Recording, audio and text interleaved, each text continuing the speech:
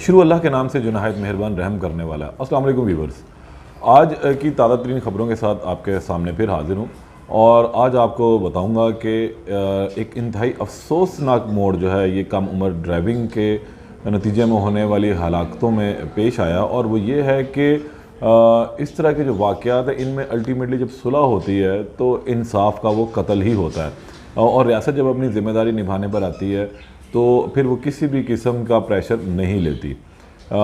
मैं बात कर रहा हूँ कि गुज़िश्ता उसके अंदर भी मैंने आपको बताया था वीलॉग में कि लाहौर में एक और वाक़या जो है वो रूनुमा हुआ है। ये वाक़या चुंग के इलाके में हुआ था और वहाँ पर एक कम उम्र ड्राइवर ने जो है गाड़ी की टक्कर की और जिसके नतीजे में एक हलाकत भी हो गई।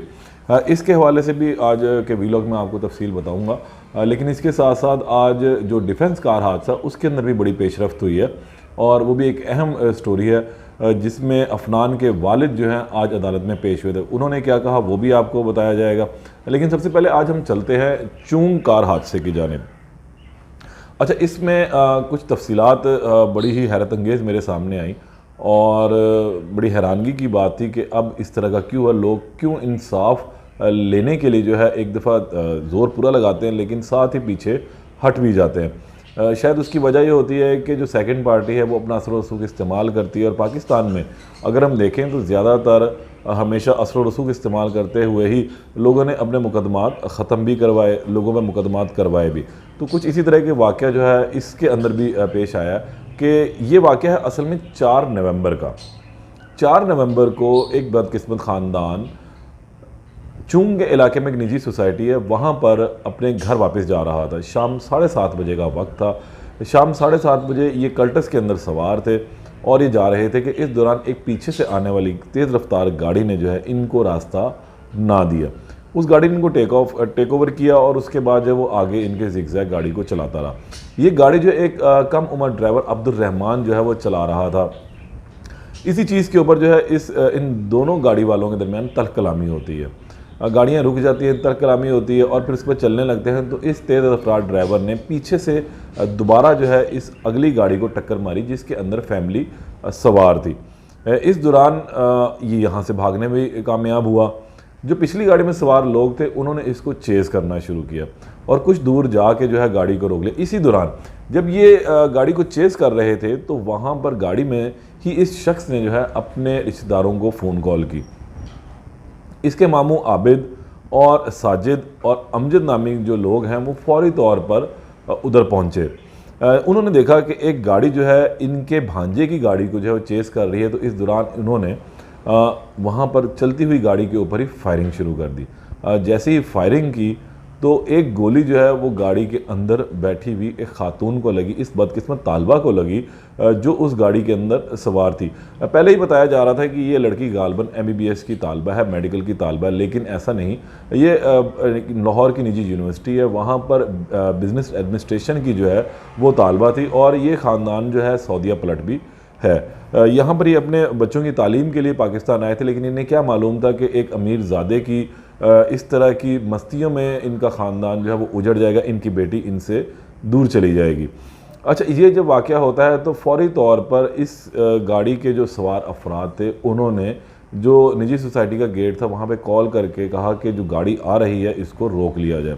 ये जब वहाँ रुके, फायरिंग हो चुकी हुई थी, गाड़ी में जाकर देखा इसके मामू ने और जो दीगर 2 साथी थे तो गाड़ी के अंदर फैमिली सवार थी और वो गोली जो है पीछे बैठी हुई इस तालबा को लगी जिसका नाम तज़ीन खान बताया जाता है। फौरी तौर पे इस बच्ची को जो है जिन्ना अस्पताल ले जाया गया, लेकिन 8 रोज़ जो है वो मौत की कशमकश, ज़िंदगी और मौत की कशमकश में रहने के बाद जो है ये बच्ची अपने खालिक हकीकी से जा मिली।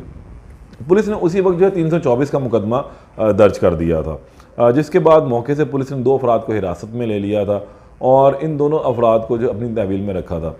जब असर रसूख और दबाव डालने का वक्त आया तो कल ये बात सामने आई कि इसके ख़ानदान वालों ने, इस मकतूला के ख़ानदान वालों ने वज़ीर आला पंजाब से अपील की। उन्होंने ख़त लिखा कि हमें इसे डराया धमकाया जा रहा है, सुलह के लिए दबाव डाला जा रहा है, तो हमें इस इंसाफ चाहिए।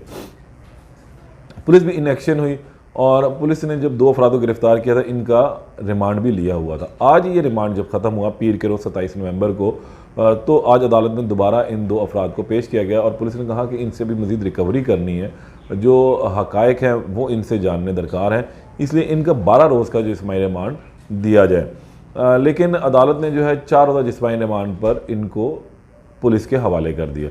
जबकि जो कम उम्र ड्राइवर था अब्दुल रहमान, इसने भी अपनी अबूरी ज़मानत करवा ली थी और इसकी अबूरी ज़मानत जो है वो 28 नवंबर को ख़त्म होगी और कल ये भी अपनी अबूरी ज़मानत में तौसीक़ के लिए जो है वो सेशन अदालत में पेश होगा।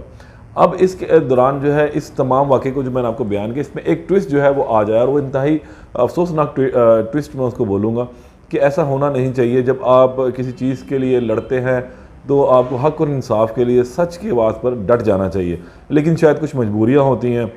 ये एक शरीफ ख़ानदान था, शायद वो जो सामने वाला था उनका प्रेशर बर्दाश्त नहीं कर सके, इसलिए आज इन्होंने DIG इन्वेस्टिगेशन के सामने पेश होकर सुलह सफाई जो है उस ख़ानदान के साथ कर ली।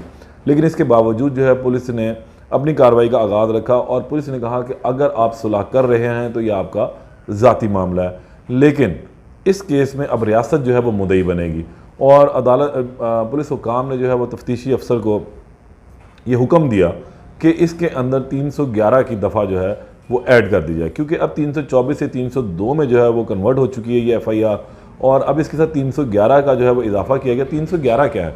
311 का मतलब यह है कि रियासत जो है अब इस केस को लेकर चलेगी, रियासत इसके अंदर मुद्दई होगी और रियासत ही तमाम शवाहिद इकट्ठे करेगी, तमाम गवाहों को तलब करेगी और रियासत ही ये तमाम मामलात इकट्ठे करके प्रोसिक्यूशन को देगी। प्रोसिक्यूशन अदालत में जो है इन तमाम केस को जो है प्लीड करेगा और उसके बाद जो है इसका फ़ैसला किया जा सकेगा।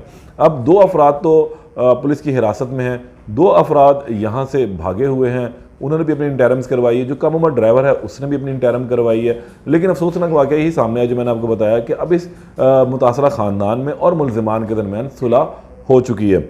लेकिन मुद्दई जो है जो रियासत अब इस केस की मुद्दई भी बन गई, 311 की दफ़ा जो है उसको ऐड करवा दिया गया और अब रियासत जो है इसका केस अदालत में लड़ेगी। ये बड़ी अच्छी बात है कि रियासत ने अपनी ज़िम्मेदारी जो है वो भरपूर तरीके से निभाई है। यहाँ पुलिस हुकाम को जो है हमें शाबाश देनी पड़ेगी कि उन्होंने अपनी ज़िम्मेदारी को भरपूर तरीके से सरअंजाम दिया और इस तमाम मामले को खुद टेकअप किया। DIG इन्वेस्टिगेशन इमरान किश्वर जो हैं तमाम मामलात को जो वो खुद देख रहे हैं। इस हवाले से CCP लाहौर ने जो है खास एक टास्क दिया था कि आप इस केस को खुद देखेंगे। मोहसिन नकवी साहब जो वज़ीर आला पंजाब हैं उन्होंने भी इस केस के ऊपर जो है वो खासी तवज्जो दी और कहा कि अब इस केस को जो है मंतकी अंजाम तक पहुंचाना है। अब हम दूसरे केस की बात करते हैं, अफनान कार हादसा, यानी कि डिफेंस के अंदर 6 अफराद की मौत का सबब बनने वाला अफनान। अब इसको भी जो है कल अदालत के साथ रूबरू जो है पेश किया जाना है। इसका 5 रोज़ा जिस्मानी रिमांड ख़त्म होगा और इसको फिर अदालत में पेश किया जाएगा। लेकिन आज इसके वालिद जो हैं शफकत अवान साहब जो हैं वो अपनी अबूरी ज़मानत में तौसी के लिए इंसदाद दहशतगर्दी खुसूसी अदालत में आए और वहाँ पर उन्होंने अपना मौक़ा भी बयान किया। अदालत से निकलने के बाद उन्होंने मीडिया से कहा, क्या गुफ्तगू की वो ये ज़रा सुनिए।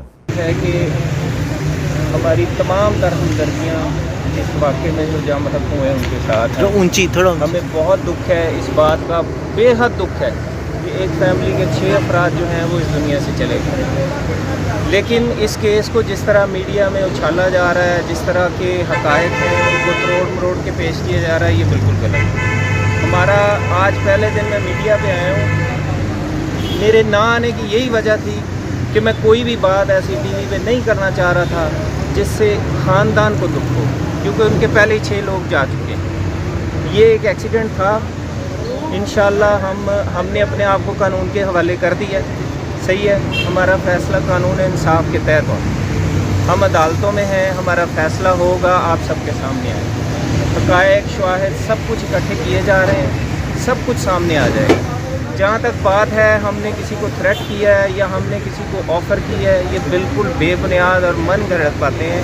हमने कोई ऐसा काम नहीं किया बिल्कुल भी। अगर हम एक तो मतलब हमारे प्रोफाइल को इतना बढ़ा चढ़ा के मेरे को दहशतगर्द बनाने के लिए नहीं डाला, तो खुदारा ये जो यूट्यूबर्स हैं इनसे भी रिक्वेस्ट है कि कुछ ख्याल करें, कुछ खुदा का खौफ करें। आप भी इस मुल्क के शहरी हैं, आपके किसी बच्चे से भी गलती हो सकती है। हम सब इंसान हैं।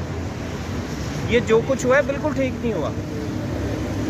एक ख़ानदान के 6 लोग चले गए हैं, हमें बेहद अफसोस है और इसी अफसोस की वजह से मैं मीडिया पे नहीं आ रहा था कि मेरे मुंह से कोई ऐसी बात ना निकले जिससे उनका दुख और गहरा हो जाए। हम उनके साथ हैं, वो थोड़ी स्पेस दें, हम उनके साथ हमदर्दी करने के लिए तैयार हैं, हम उनके गम में शरीक होने के लिए तैयार हैं। लेकिन इस केस को पहले दिन उन्होंने एफआईआर कराई, बच्चा हमारा अंदर था। उसके बाद जो जो खबरें आती गईं उससे उनका भी मौक़िफ़ चेंज होता गया। हम भी इस मुल्क के शहरी हैं, हम भी इस इन साहब का ये कहना था कि इनको कुछ वक्त दिया जाए, मुद्दई इनको कुछ वक्त दे, इनके साथ बहुत जुल्म हुआ है, उनका नुकसान हुआ है, लेकिन ये हमने लापरवाही, हमने कुछ जानबूझ के नहीं किया, अगर कुछ वो वक्त देंगे तो मामला बहुत अच्छे सुधर जाएंगे। यानी कि उनके इस कहने का मकसद ये था कि अगर मुद्दई थोड़ा सा वक्त दें, मामला ठंडा होने दें, पुलिस और दीगर हुकाम को जो राइट लेफ्ट करवा दे, तो वो सुलह करने के लिए तैयार हैं और वो इनमें एक अच्छा जो है इनको कंपनसेट भी कर देंगे। लेकिन यहाँ पर भी कुछ इस तरह मालूम होता है कि अगर इन पार्टियों के दरमियान सुलह हो जाती है तो शायद जो रियासत है वो फिर इस केस को टेकअप कर लेगी, और बज़ाहिर ऐसा लगता नहीं है, क्योंकि इंसदादी दहशतगर्दी की अदालत में 780 लगने के बाद जो सुलह की गुंजाइश नहीं रहती, फिर रियासत उसके अंदर मुद्दई बन जाती है। तो अगर ये सुलह कर भी लेते हैं तो उसका कोई ख़ास फ़ायदा इनको नहीं पहुँचेगा और ये केस भी जो है मनती के अंजाम तक जाएगा। जो मैंने पहला वाक़या आपको बयान किया, ये अफसोसनाक वाक़या 4 नवंबर को पेश आया, जबकि डिफेंस में कार हादसे का जो वाक़या है वो इसके बाद रूनुमा हुआ। अगर पुलिस पहले ही इस मामले को ज़रा हाईलाइट करवा देती मीडिया के थ्रू तो शायद ये दूसरा वाक़या रूनुमा ना होता, लेकिन बहर अब देर आए दुरुस्त है। पुलिस की जो है इस वक्त भरपूर कार्रवाइयाँ जारी हैं और लाहौर शहर के अंदर भरपूर नाके भी लग रहे हैं। मेरी गुजारिश एक दफ़ा फिर आप तमाम वालदैन से है, उन तमाम बच्चों से है जो मेरा वीलॉग देख रहे हैं, कि आप लोग खुदारा कम उम्र ड्राइवर जो हैं वो सड़क के मेन सड़क के ऊपर हरगिज़ मत जाएं। बहुत मजबूरी है, बहुत ज़रूरी है तो आप लोग जो अपने गली मोहल्ले का इलाका है वहाँ पर जो है अपना काम, अपनी चीज़ें लाकर अपने घर वालों को दे दें। और अगर इसके अलावा भी आपको बहुत मजबूरी की सूरत में मेन रोड के ऊपर आना पड़ जाता है तो आप लोग जो है अपनी लाइन का जो है वो ख़ास ख्याल रखें, अपनी लेन को कभी भी मत छोड़ें, अपनी ओवर स्पीडिंग ना करें। इन तमाम चीज़ों को ख्याल रखेंगे तो आपकी जान भी महफूज रहेगी और दूसरे की जान भी महफूज रहेगी। आज के व्लॉग के साथ ख़िताम कीजिए। अल्लाह निगहबान।